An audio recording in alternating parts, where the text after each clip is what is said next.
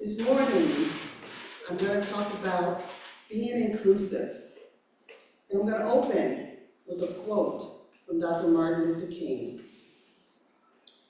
Sooner or later, all the people of the world will have to discover a way to live together in peace, and thereby transform this pending cosmic eulogy into a creative song of fellowship.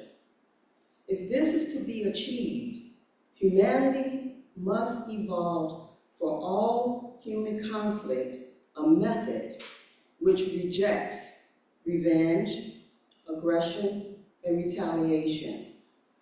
The foundation of such a method is love, end quote. Rejecting revenge, aggression, and retaliation, standing on a foundation of love. In other words, being inclusive. While being inclusive should be our stance in our lifestyle 24/7, 365 days, we as human beings don't always put our best foot forward. Life is simple, but we make it complicated. We group one class of humans over another. We frown and exclude other classes based on outward appearances or because of their social stance in life. New rules and regulations and changes that excludes certain classes of individuals are being put into place, regardless of the negative impact of these actions. Here's a very simple analogy. A dog's coat can be black, white, brown, yellow, striped. It can be spotted or have intricate patterns and markings. And each is loved and cherished regardless. Larger dogs are not ranked higher than smaller dogs, but yet we rank human beings. We put down other humans and exclude some, choosing one class over another. We should love and respect human beings because they are human beings. We should be inclusive of human beings. Why? Because they are human beings. We have to come to the conclusion that everyone, that we are strengthened and blessed by the experiences, the backgrounds, and the perspectives of everyone. Now, there are circumstances when we should differentiate between us, when differences should be taken into consideration, such as in health issues. Not every individual is susceptible to sickle cell or osteoporosis, and different remedies and therapies are necessary towards providing quality health care. And not every individual can swim, so we wouldn't put them in the deep end of the pool. We would group them, the non-swimmers in the shallow end for their own safety. But hierarchies and exclusions are more readily at the forefront.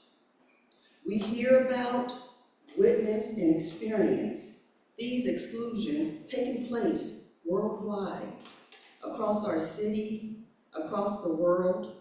People are frightened, wondering how exclusion will impact their lives.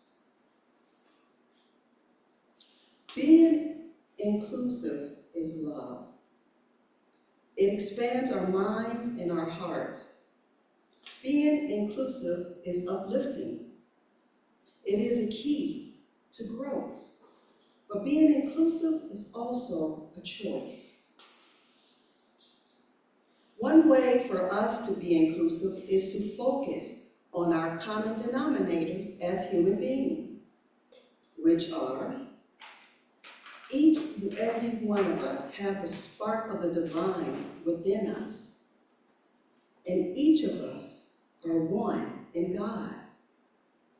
And when we perform the actions of thinking and acting on our common denominators, we benefit as well as others. There's a scientific study on mirror neurons by a team of neuroscience researchers.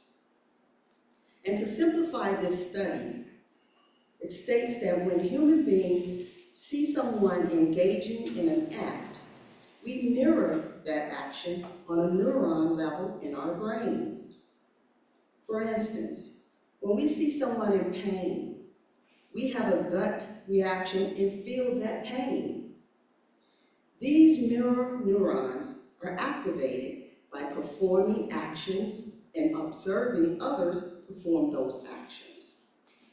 The saying goes, monkey see, monkey do, is apt here. Empaths usually have a hyperactive or more responsive mirroring neuron system, often feeling and absorbing the emotions of others. This mirroring also works when we see someone showing compassion and kindness and helping another. We feel an elevated state of mind. This has the potential to create a shift within, allowing our consciousness to expand into a greater place of wisdom, love, and service. This is one way that we grow spiritually, and we increase love and acceptance for others. Today, more expansion is needed. Another example of mirroring neurons is when people describe being in the presence of a guru or a spiritual elevated person and then feeling transformed. This is why millions seek out people of this sort. This can lead to, being in their presence can lead to being and feeling closer to God. When we focus on those with higher vibrations and levels of consciousness, our minds become more and more filled with light and love and clarity. This expansion for us makes our inner beauty more pronounced. There is power in numbers. Don't think, I'm just one person. What can I do? Know that you can make a difference, no matter how small the gesture may be. Know that when you extend love and acceptance to someone, someone else is mirroring your actions. We also sing in our closing hymn, "Let there be peace on earth, and let it begin with me." We are many standing together for inclusion of all people. We are strong when we expand our hearts and minds, knowing that we all deserve God's love. That's another common denominator. Let us then recognize that we all have the ability to let God's light shine through us, through our actions. Let us then recognize that we are expressing our inner beauty when we are being inclusive. We are standing on a foundation of love.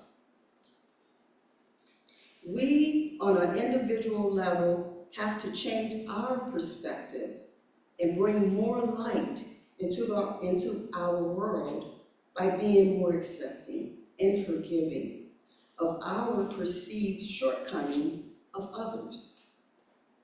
If every one of us blessed those that we normally might exclude, the world would be a little nicer and a little more tolerable. We are instrumental in our own growth and in the growth of our actions. We can put on patience, forgiveness, allowance, and accepting. And when we find ourselves judging and putting others down, let us remind ourselves of God's love for everyone. No exclusions. God does not exclude certain classes. God does not exclude from outward appearances. As we embrace inclusiveness, let us embody the divine through our walking, our talking, and our thinking. And through our actions, let us show God's light. Let us rise above the confines of individualistic concerns to the wider concerns affecting all of humanity. By doing so, we rise above our limiting confinements when we practice inclusiveness. Everyone matters. Bless you.